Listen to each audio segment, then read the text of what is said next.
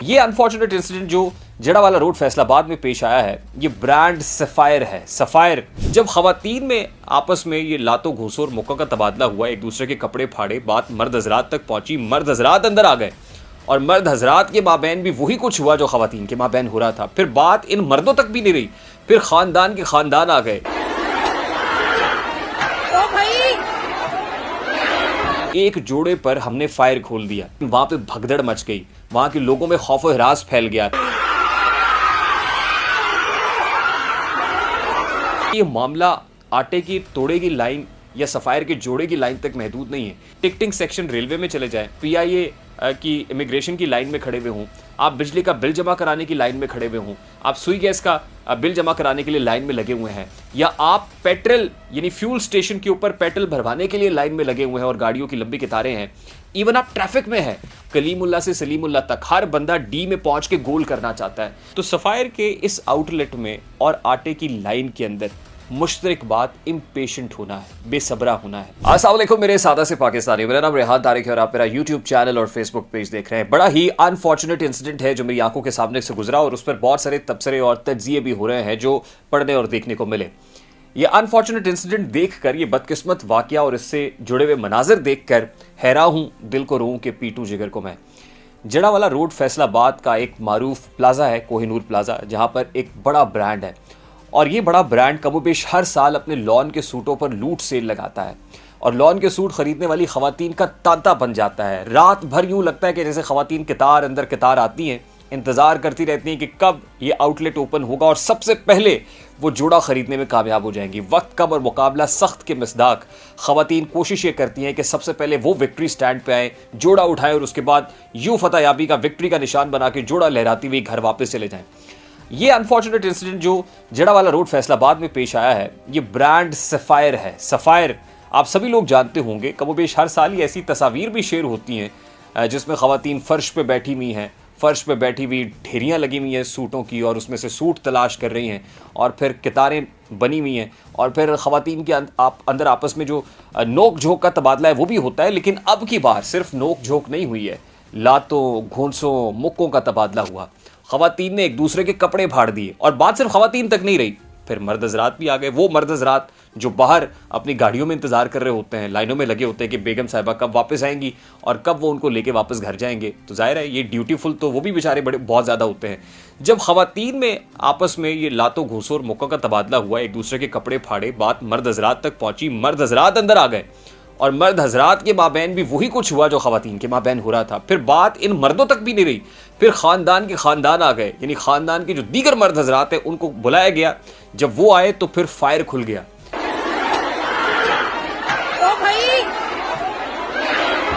यानी आप अंदाजा कीजिए कि एक जोड़े पर हमने फायर खोल दिया, यानी फायरिंग का तबादला हुआ और उस फायरिंग के तबादले के नतीजे में कुछ जानी नुकसान तो नहीं हुआ, लेकिन वहां पे भगदड़ मच गई, वहां के लोगों में खौफ और हिरास फैल गया।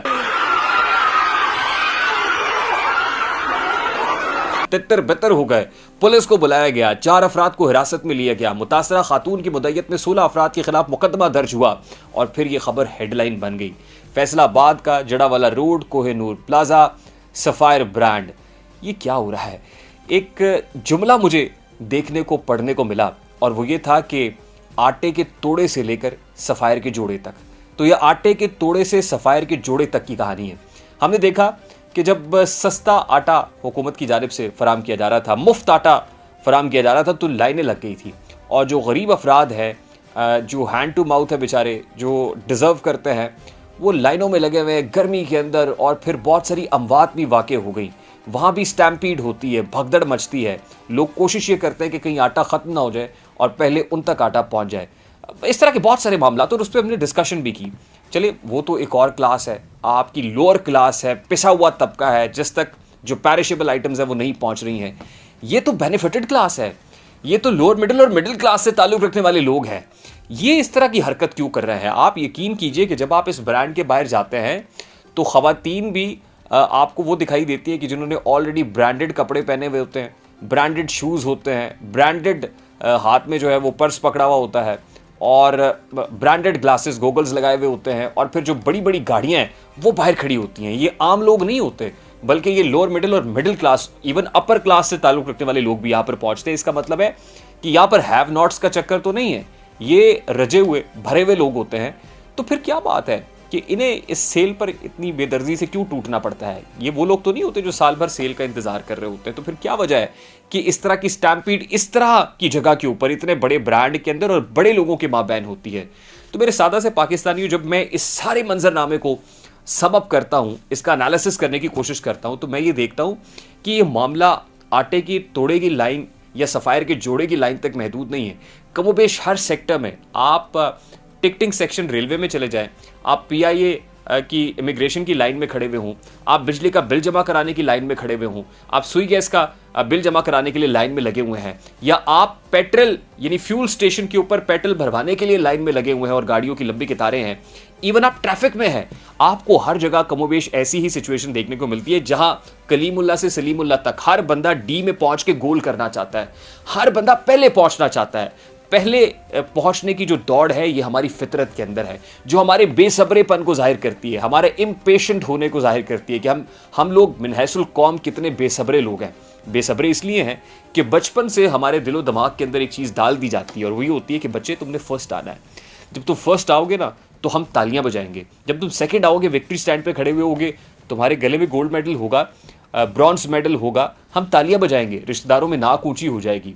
इवन सिल्वर मेडल तक अगर विक्ट्री स्टैंड पे थर्ड पोजीशन भी आ जाती है, खड़े हो, तो कम से कम हम सर उठा के माशरे के अंदर जिएंगे। हमारा सोशल जो प्रेज है सोशली, हमें वो ज़्यादा मिलेगी।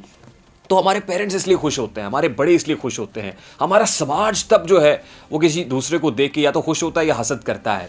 तो ये जो फर्स्ट आने की दौड़ है, ये हमारे अंदर रच बस गई है। भले इसके लिए हमें किसी को कुचलना पड़े, भले इसके लिए किसी का जो पोटेंशियल है उसको मिनिमाइज करना पड़े, उसको स्क्वीज करना पड़े, बेशक जो किसी की बड़ी लाइन है उसको हमें छोटा करना पड़े काट के। हमने अपना पोटेंशियल बड़ा नहीं करना है, हमने अपनी वो लाइन जो हमारी अपनी कैपेबिलिटी की लाइन है, हमारे अपने पोटेंशियल की लाइन है, हमारी अपनी कैपेसिटी की लाइन है, हमने उसको अपने स्किल सेट के साथ बड़ा नहीं करना, बल्कि हम दूसरे के गले पे दूसरे की गर्दन के ऊपर पाँव रख के, पैरों तले रौंद के आगे बढ़ के फर्स्ट आना चाहते हैं। और सादा सी बात है मेरे सादा से पाकिस्तानियों कि हम लोगों को हारना नहीं सिखाया गया, हम लोगों को हार के उठना नहीं सिखाया गया, बार बार हार के फिर at the end of the day जीतना नहीं सिखाया गया कि स्ट्रगल क्या होती है, कैसे आटा चक्की में पिसता है, तो कैसे आप उस चक्की में पिसते हैं और पिस के जो है वो कीमती हो जाते हैं, हीरे हो जाते हैं, कि कैसे एक जौहरी जो है वो कुंदन बनाता है, कैसे भट्टी के अंदर वो तपता है और तपने के बाद हीरा बनता है, कब सोना बनता है, वो किस तरह भट्टी के अंदर पिघलता है, बार बार पिघलता है, पिघलाया जाता है, बनता है, तो फिर उसमें अंदर से जौहरी जो है वो कीमती चीज़ तलाश करता है। तो शायद हमें वो स्ट्रगल नहीं सिखाई गई है, इसलिए हम शॉर्टकट ढूंढते हैं। आजकल वो एक लफ्ज़ उर्फ़ आम में इस्तेमाल किया जाता है, जुगाड़। तो हर बंदा जुगाड़ के चक्कर में है, हर बंदा जुगाड़ी है। वो ये कहता है कि किसी ना किसी तरीके से उसका जुगाड़ लग जाए, बाकी बेशक सब चले जाए भाड़ में, बाकी सब बेशक जो है वो मरते हैं तो मर जाएं, वो सोशली तबाह होते हैं, हो जाए उनके घर में। वो कहते हैं हवा ही ऐसी चली है, हर एक सोचता है तमाम शहर जले, एक मेरा घर ना जले, मेरा घर ना जले, बाकी सारा शहर तहस नहस हो जाए, तबाह हो जाए। तो सफ़ायर के इस आउटलेट में और आटे की लाइन के अंदर मुश्तरक बात इम्पेशेंट होना है, बेसब्रा होना है।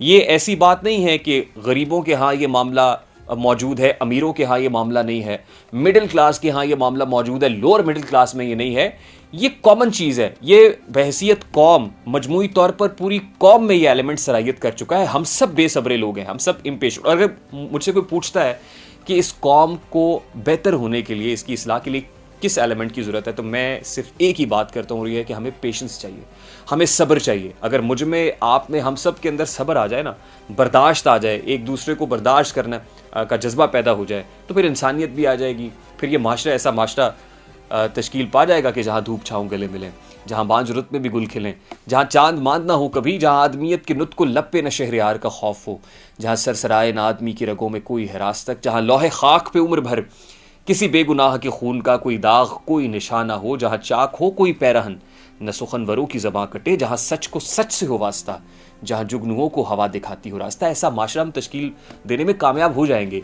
अब एक सूट की खातिर हम किसी पे गोली चला दें, किसी की जान ले लें, ये तो जस्टिफाइडेबल नहीं है। और फिर गोली बड़ी महंगी है आजकल, तो पैरासीटामॉल भी, पैनाडॉल भी बड़ी महंगी है, और किसी को मारने के लिए पिस्टल में आने वाली गोली भी बहुत महंगी है। तो अगर हम महंगी महंगी गोलियां चला सकते हैं तो इसका मतलब महंगा सूट भी खरीद सकते हैं। आज वो सूट नहीं मिलेगा तो क्या हो जाएगा, कल खरीद लेंगे, कल उससे कोई बेहतर वेरिएंट आ जाएगा, उससे बेहतर। जाहिर है वो जिस ब्रांड ने सेल लगाई हुई है वो तो अपना कचरा निकाल रहे हैं, उनके पास तो वो अबंडेंट है, वो तो बिका नहीं था, वो सेल में निकाल रहे हैं। तो आप लोग पागल हुए में, दीवानावार भीड़ में आप उस सूटों को खरीद रहे हैं। तो उस ब्रांड ने नया वेरिएंट को निकालना है, नए डिज़ाइन आएंगे, नए रंग आएंगे, नए कलर्स आएंगे, नई चीज़ें आ जाएंगी, आप वो खरीद लीजिए। तो इसमें ऐसी, और दूसरा ये है कि खुदा हमको ऐसी खुदाई ना दे कि अपने सिवा कुछ दिखाई ना दे। आप सूट पहन के बहुत बड़े हो जाएंगे, या इस ब्रांड का सूट सेल में ख़रीदा हुआ, क्या दूसरे को पता नहीं होगा ये सेल में ख़रीदा हुआ सूट है। ये माइंडसेट है, इस माइंडसेट को तब्दील करने की ज़रूरत है। सोच बदलेगी, हम बदलेंगे, कौम बदलेगी, पाकिस्तान बदलेगा। मुझे रेहान दारी को इजाज़त दीजिए, अपना बहुत सारा ख्याल रखिएगा। अस्सलाम वालेकुम।